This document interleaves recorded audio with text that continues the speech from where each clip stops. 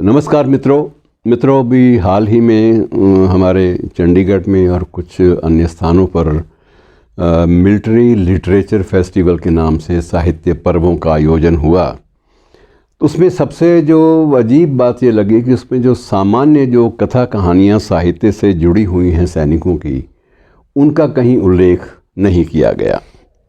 कुछ एक रचनाएं, कुछ एक कृतियाँ हमारे भारतीय साहित्य में ऐसी भी हैं जिनके बिना आप सैनिक ज़िंदगी की परिकल्पना कर ही नहीं सकते, लेकिन उनकी आप पूरी उपेक्षा कर दें, ये बात बड़ी चुभती है। कई बार कुछ एक फेस्टिवल्स में ये बात चुभी कि जो मानवीय संवेदनाओं का जो एक कोण होता है, जो विचारोत्तेजक होता है, उसका जिक्र भी ना करें आप, तो ये बात बड़ी चुभती है।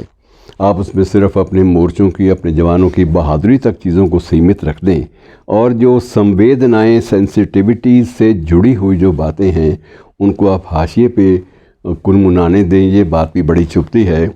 मैं दो घटनाओं का विशेष रूप से जिक्र करना चाहूँगा, जिसका प्रश्न मैंने लिखित रूप में आयोजकों के पास पिछले आयोजन से पूर्व भेजा भी था।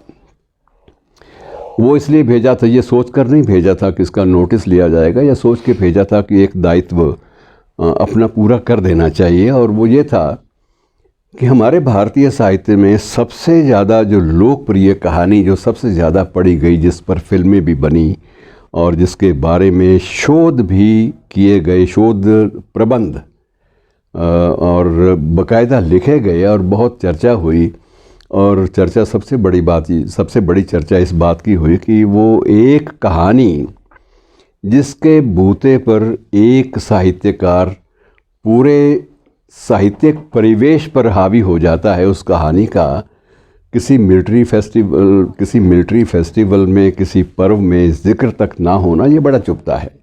और सबसे बड़ी बात ये भी चुभती है कि उस कहानी का कभी अनुवाद अंग्रेज़ी में या अन्य भाषाओं में नहीं किया गया, जो होना चाहिए था। मैं उस कहानी की ओर आपका ध्यान बांटना चाहता हूँ। कहानी का नाम है उसने कहा था।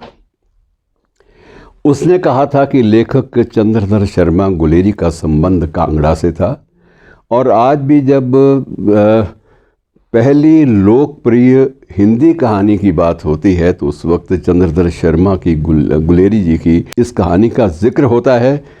और ये कहानी जो है, इसमें विशेष रूप से एक सैनिक की ज़िंदगी जो है वो केंद्र में आती है। कैसे वो सूबेदार एक घायल होता है और क्या उसके साथ बीतती है, और उसे कैसे अंतिम लम्हों में सूबेदारनी की कुछ बातें याद आती हैं। तो लहना सिंह और ऐसे पात्रों को लेकर ये रची गई कहानी, इसका परिवेश, इसका आधार पूरी तरह से सैनिक परिवेश है, युद्ध क्षेत्र है। लेकिन उस कहानी का जिक्र भी अगर किसी मिलिट्री फेस्टिवल में नहीं होता तो ये थोड़ा सा चुभन तो होती है। दूसरी जो महसूस कमी हुई, जिसकी ओर मैंने ध्यान दिलाया था आयोजकों का भी, शायद उनका भी ध्यान गया हो, और हो सकता है कुछ विवशताएँ हों, मजबूरियाँ हों, वो उनका जिक्र ऐसे फेस्टिवल्स में करना वाजिब ना समझते हों। दूसरी थी कोर्ट मार्शल। कोर्ट मार्शल मित्रों एक नाटक है। नाटककार का नाम है स्वदेश दीपक, और सरकार द्वारा भी सम्मानित लेखक के रूप में वो उसकी पहचान है। और उसकी अधिकांश कृतियाँ, जिसमें अश्वारोही और कुछ अन्य कृतियाँ भी हैं, वो वायुसेना और सैनिक परिवेश से जुड़ी हुई कथाओं पर, गाथाओं पर आधारित हैं।